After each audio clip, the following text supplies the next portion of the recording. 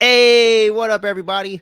Welcome back to the channel. I'm your host, Will. This is Fandom Frequency. And for those of you that are joining us for the first time, just to let you know, we talk about all kinds of topics in the world of pop culture. It could be anime, it could be video games, it could be movies, TV, doesn't matter. We talk about it around here. So if you're digging the vibe, if you like that kind of thing, and you just love nerding out with people that can have a balanced form of perspective, not hate on anything that they disagree with you on or anything like that, this is the place to do it.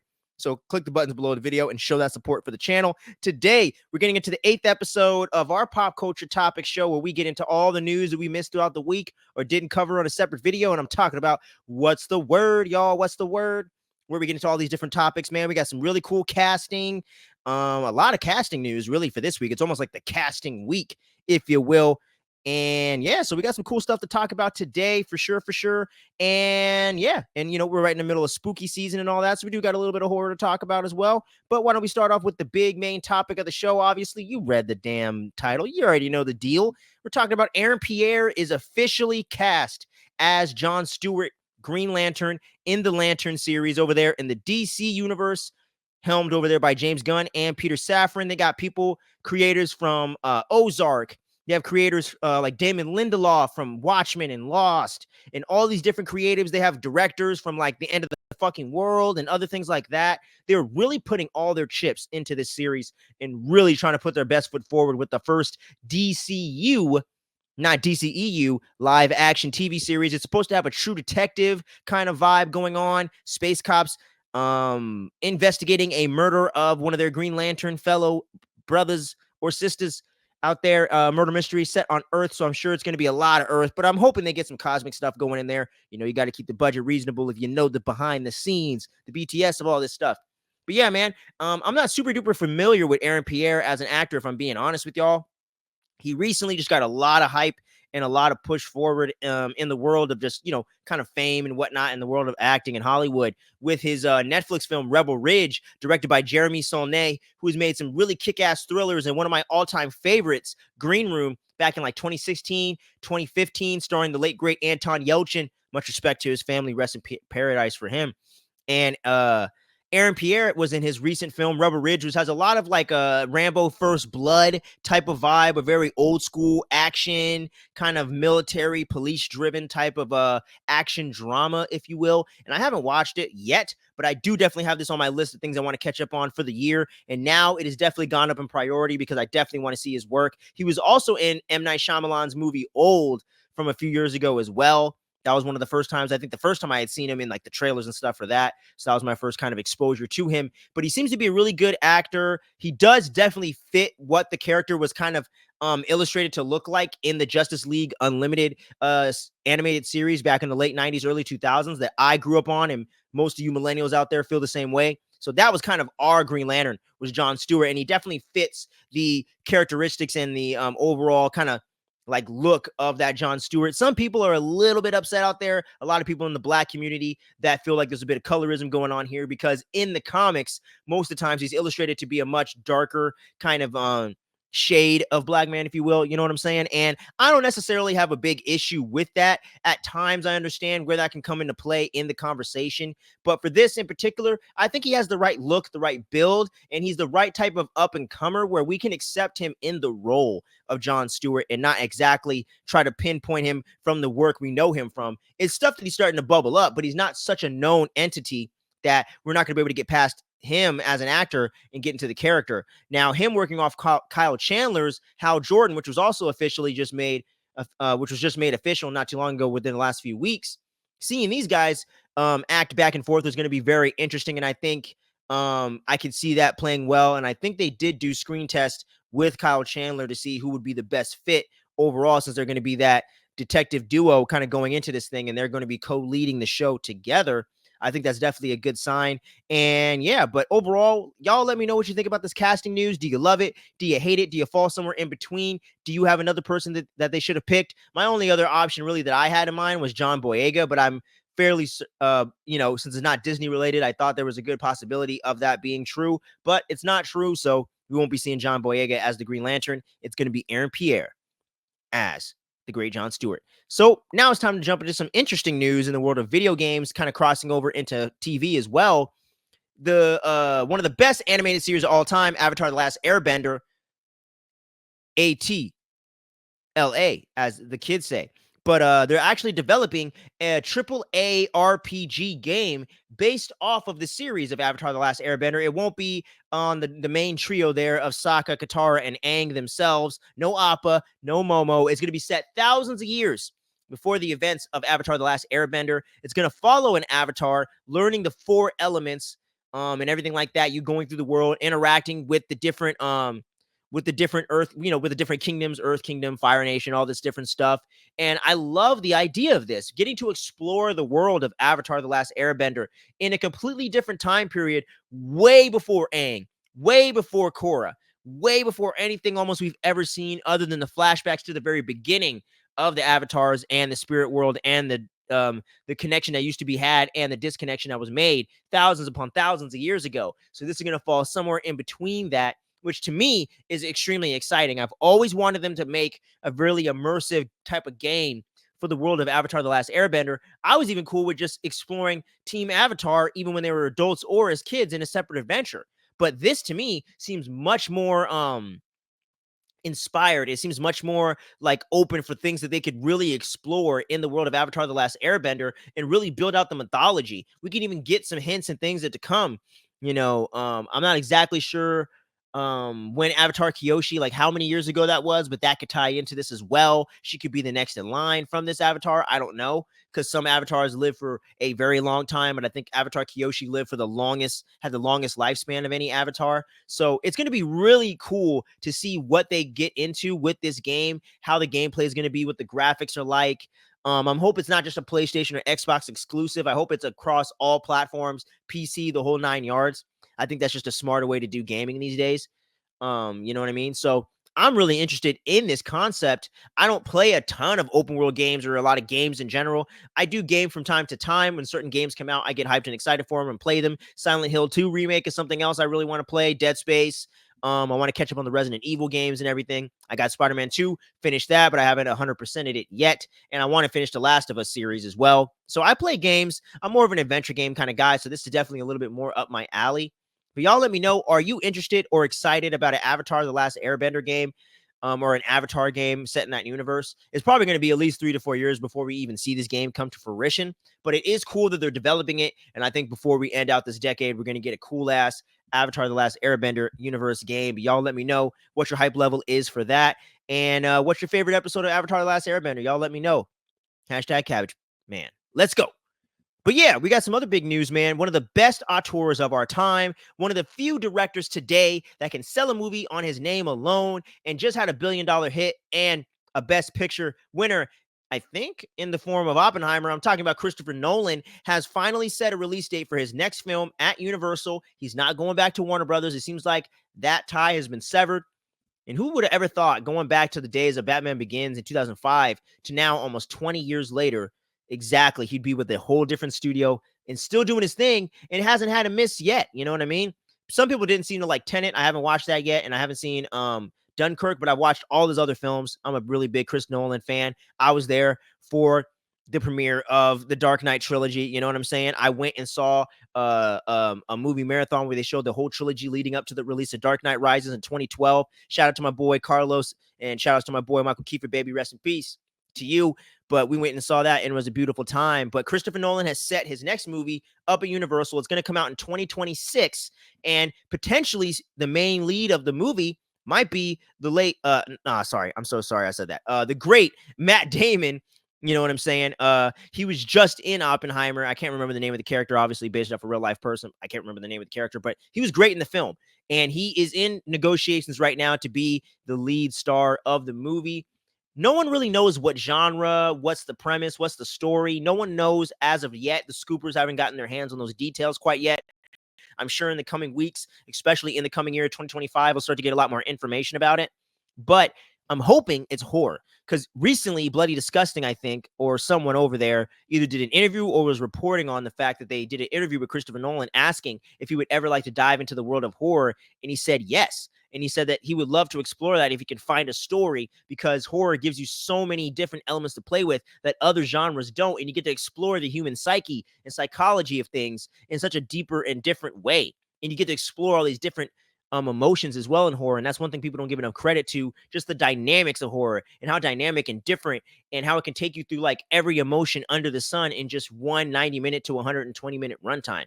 It's a beautiful thing with the horror genre. So I would love to see Christopher Nolan dive into horror. That would just be a dream come true for me. I loved his movie Insomnia back in the mid or late 2000s with Al Pacino and Robin Williams. And I won't spoil anything for you, but I'll just let you know that it's a great murder mystery set in Alaska, if I'm not mistaken. And it's like the time's all different over there.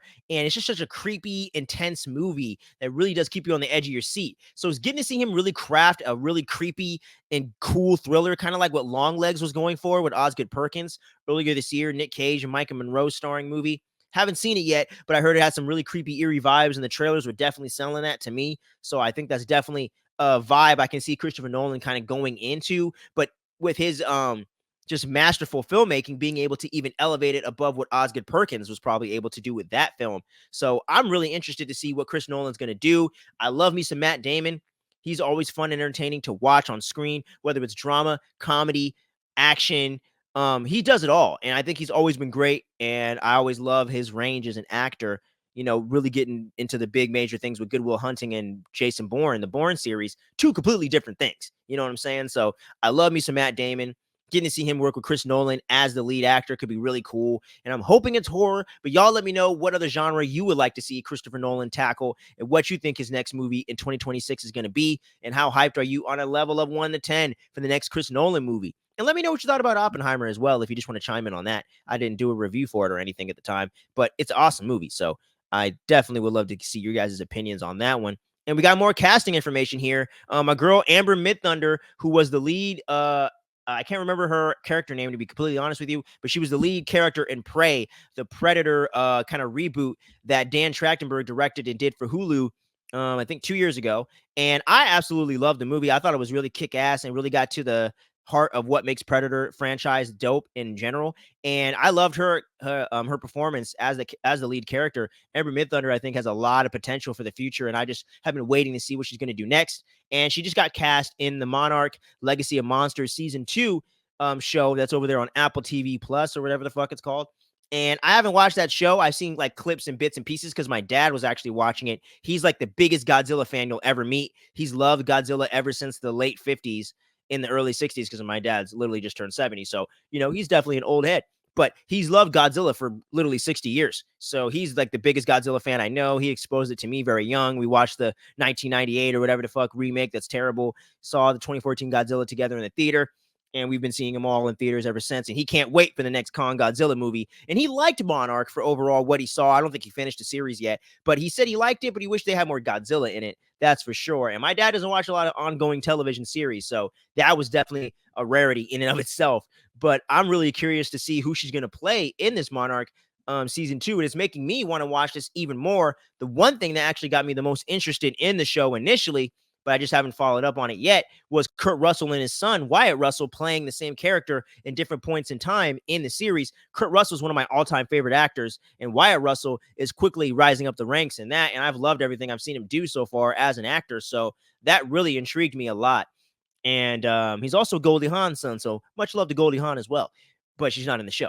But it's going to be really cool to see what Amber Midthunder does in this. She's really kick-ass heroine, and I think has the potential to be one of those next Final Girls, one of those next Scream Queens, one of the next really kick-ass actresses out there in genre filmmaking. So y'all let me know if you're hyped to see Amber Midthunder in Monarch Season 2. What you think about Season 1, and are you as big a fan of Prey as I am? I love that. That's my second favorite film in the franchise, so I love me some Prey.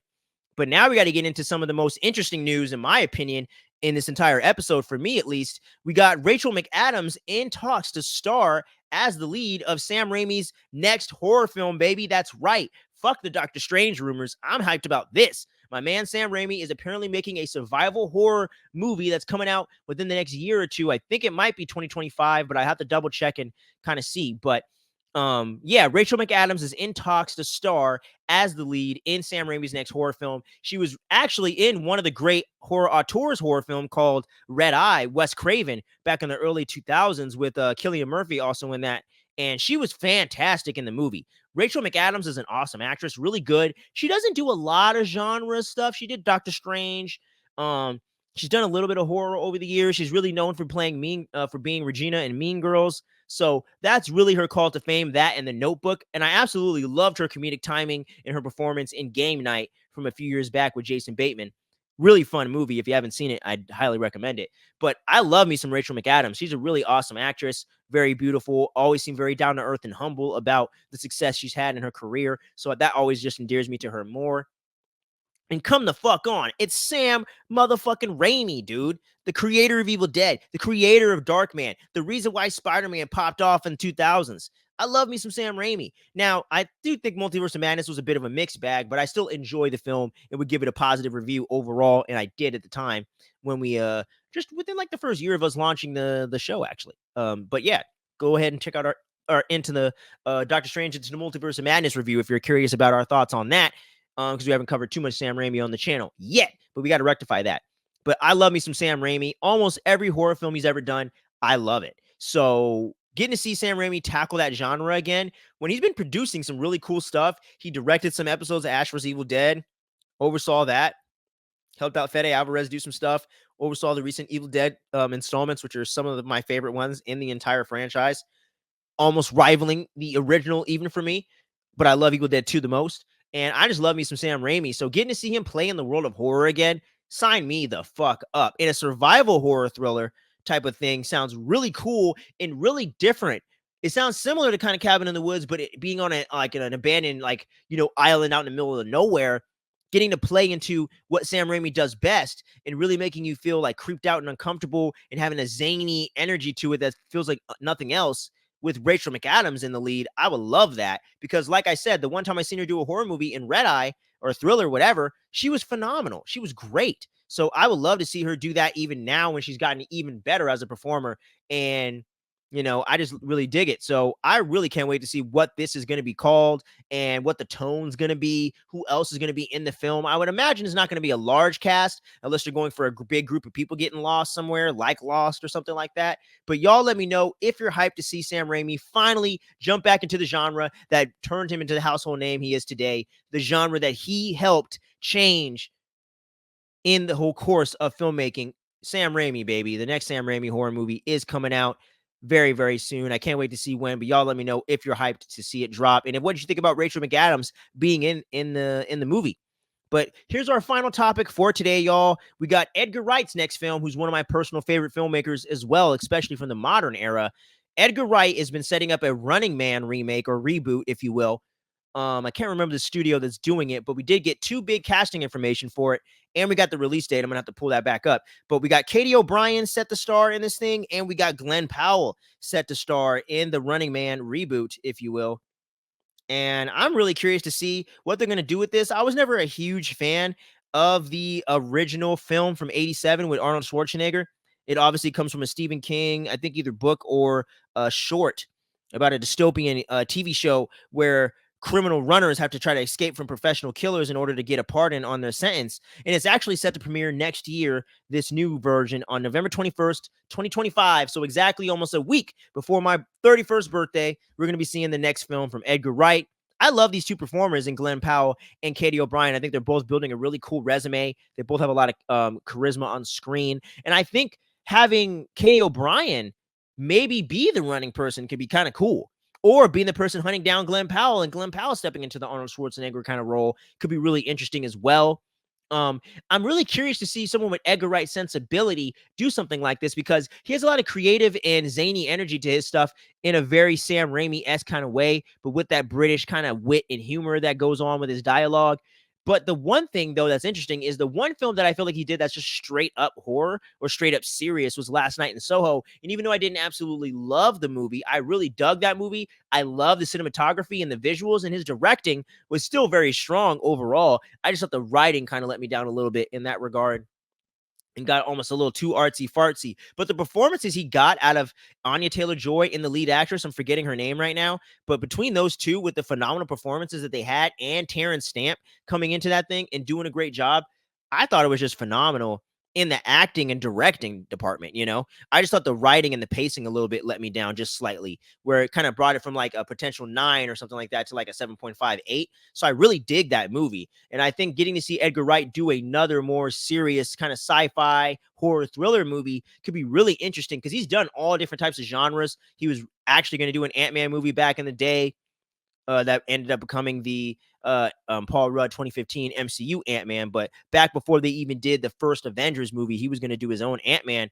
And with Scott Pilgrim being crazy and zany and being kind of a comic book adaptation in and of itself, I'm really curious to see what Edgar Wright with a Stephen King project is going to look like and what the tone is going to be. But we know it's coming out just a little bit over a year from now. We got Glenn Powell and Katie O'Brien stepping into some of the lead roles.